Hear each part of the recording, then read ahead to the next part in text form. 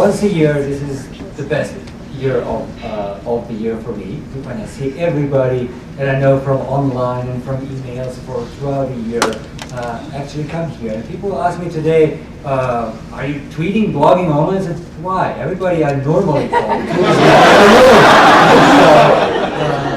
This is the fourth conference, and it is tripled in size, in duration, number of people, number of sessions. It's really grown over these 4 years. One of the things that we always hear after each year conference is done is, are we going to take it on the road? Have it in Toronto or Berlin or San Francisco? I said, no, we want to do it in the Triangle. And you just heard from Rick why. Because this is a center of cutting-edge science and technology, and also, you may have known already, a site of a very vibrant online community. This is an early hub of blogging and now tweeting, so putting these two communities together is what we want to do here.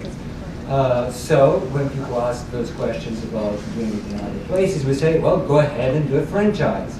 And they do.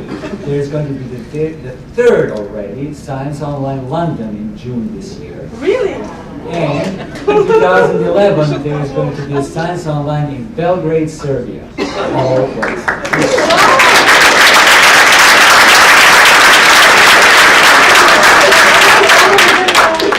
I'd like first to thank Rick and everybody else at the Research Triangle Foundation. This conference has grown far too big for Anton and me to, organize a G-chat at night.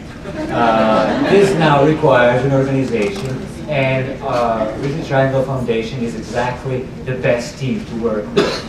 So I would like to thank especially Tina Valdecanes and Cara Rousseau for all the work they've done, for all the work they took off our hands, so we could focus on our strengths in the parts of the program and organization that we had to deal with.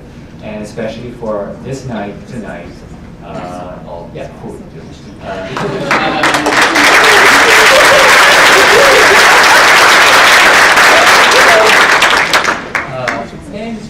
This year we also had quite a nice and long list of sponsors that I would really like to thank. Our institutional partner is Contemporary Science Center. The host of the next 2 days of the conference is Sigma Xi, sponsoring by giving us the space to use for 2 days. They've done this is their third time in a row of hosting us. Our major sponsors are Burroughs Wellcome Fund, also finalists 3 years in a row now, and Invitrogen, this time first. Also, our sponsors are RTI International. Several of you visited it today during your lab tours. American Association for Advancement of Science, the publishers of Science Magazine. National Evolutionary Synthesis Center, Campbell Keebler Associates, Crossref, Science in the Triangle, Science Communicators of North Carolina, Google SciWiki, North Carolina Sea Grant, North Carolina Biotechnology Center, and APCO Worldwide. So thank them. Without their help in various ways,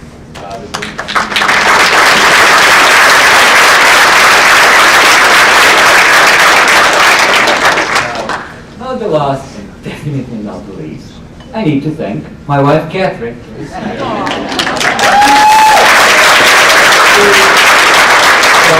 After 4 years of this, what are you doing here tonight, and when is this going to pay you anything? And the biggest payment for me is seeing all their faces here tonight. And then the last, also is Anton, who persuaded me that this was possible to do 4 years ago, and it was his energy and perseverance that made this happen. I had an idea, oh well, it's kind of fun. I said, we can do it! And we're here for the 4th time already. So, please give a hand to my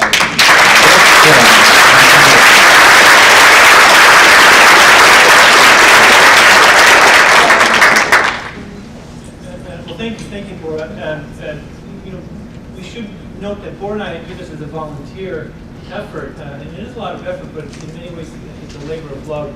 And I'll second the notion that seeing your faces and seeing you in conversation and seeing you sharing ideas and learning from each other is really the payoff for me, I think, for both. So thank you, and I hope you take that spirit over the next couple of days. Huge thank you to Boris Zivkovich, the chronobiologist blogger who seldom sleeps. Your tireless efforts to let everyone and their uncle know about science blogging and Science Online 2010 brought all these people together for the 4 days of conversations about science on the web. It's really been a pleasure collaborating with you, and I'll second the notion of thanking all of our sponsors and volunteers and collaborators and speakers and moderators. A lot of people involved in this. Thank you. A quick note, cell phones and thank you. Make sure they're off. If you do have an iPhone or iPod Touch, we do have an app for that, courtesy of Science in the Triangle and Christopher Perry, who was up here earlier. So the app, the Science Online 2010 app, has the full schedule for the next 2 days, so you can walk around and change that. It's also a distinct pleasure for me to introduce tonight our keynote speaker. 7 years ago, when I was in the master's program for medical journalism at UNC, and I noticed that the program director, my advisor, Tom Linden, is in the crowd. Tom, here. And then also Nancy Shute, who is a member of the board. Nancy, are you right here? Nancy's here. So thank you both for the degree. So when I was in that program, I set out to emulate the narrative reporting of the creme de la creme, the writers at the New Yorker. I had a big dream, and I thought, well, I want to be like them. I want to see my name in the New Yorker. I've seen my name in the New Yorker. Anthony Zeiger, who is a cousin of mine who created CSI. He got beat me into the New Yorker, but someday. Michael Specter was at the top of my list. He was writing detailed and descriptive explorations about the race for an AIDS vaccine, avian influenza, unregulated dietary supplements, notorious hacker Kevin Mitnick. I suppose some of you in the audience might even know Kevin. Anyone know Kevin? And the history of fingerprints as forensic evidence. A wonderful read in the New Yorker. I read every word of every one of his articles, and I attempted to apply that same reporting skill to my own New Yorker style feature article that I was to submit to Tom and the program for my thesis reporting project, which was a long article about an increase in HIV among North Carolina college students. That article was good, I think, but not good enough. Good enough for the degree, but not good enough for the pages in the New Yorker. Still, when I wrote to Michael Specter at the time and told him what I was doing, what I wanted to do, he responded to my email, and he encouraged me to go after that dream and to chase my ambitions. So when a couple of weeks ago, Bor and I were trying to figure out, well, who do we invite to be a keynote speaker? I happened to hear Michael Specter on NPR talking about denialism. I remembered that email, and I thought, perfect person, great book, great timing. He's the person to invite. Another email, another response, and tonight we have Michael Specter here to speak with us. So, Michael, thank you very much for answering my emails twice. Quick review of Michael and his experience. He's been a staff writer at the New Yorker since 1998.